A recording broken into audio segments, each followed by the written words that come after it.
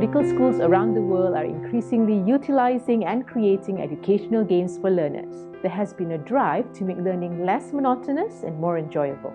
Studies have shown that adding an element of gaming can improve retention to a great extent, and that is how two of today's buzzwords came about: gamification versus game-based learning.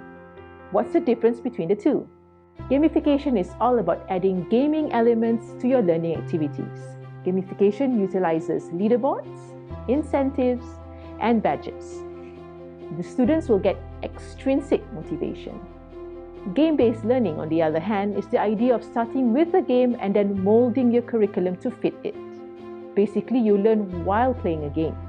This provides students with intrinsic motivation. Game-based learning can be in various forms, either card or board-based, mobile device applications, or web-based.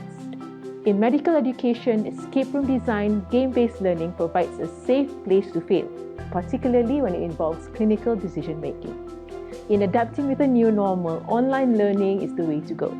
Our current ophthalmology online learning is limited to massive open online learning or MOOC. We thus need to create and produce more online learning materials that can be used to reinforce our conventional teaching for medical students, as learning through games have been proven to be fun and effective. Our product development began with identifying learning objectives, target audience, game platform, and theme. The learning objective of this game is for the students or players to learn on acute angle closure, an eye emergency that commonly presents with a red eye. This is targeted for undergraduate medical students.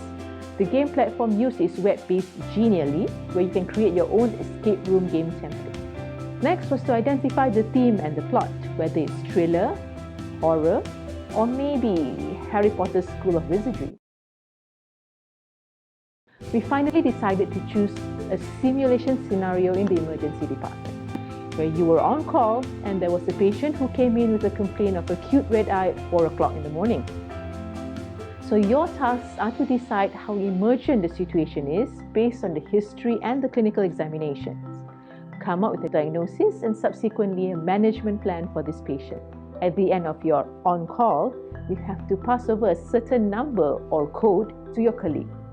Failure to do so will result in extension of your on-call shift to another 8 hours, and worse, your patient might lose his sight. In Red Alert Escape Room, we incorporate many interesting escape room features, such as finding clues with a torchlight. The players have 10 seconds to find the clues. If not, the torchlight will disappear and they have to start again from the beginning. Each task comes with a number that the players need to collect and sum up at the end of the games, so they can go home at the end of your on-call shift. The content of the games is in accordance to undergraduate syllabus with Bloom's Taxonomy 1 to 4. We evaluated this escape room game by conducting a pilot study among fourth-year medical students.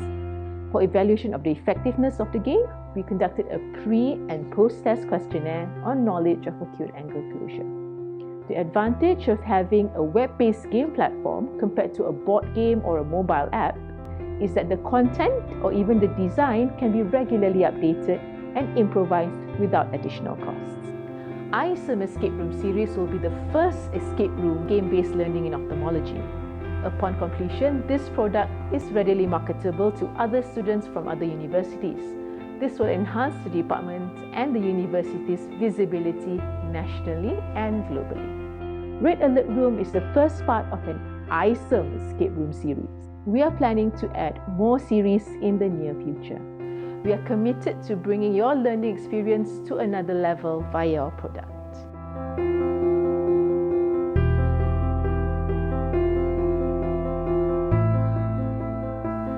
Red Alert and ISOM Escape Room, excitingly awesome.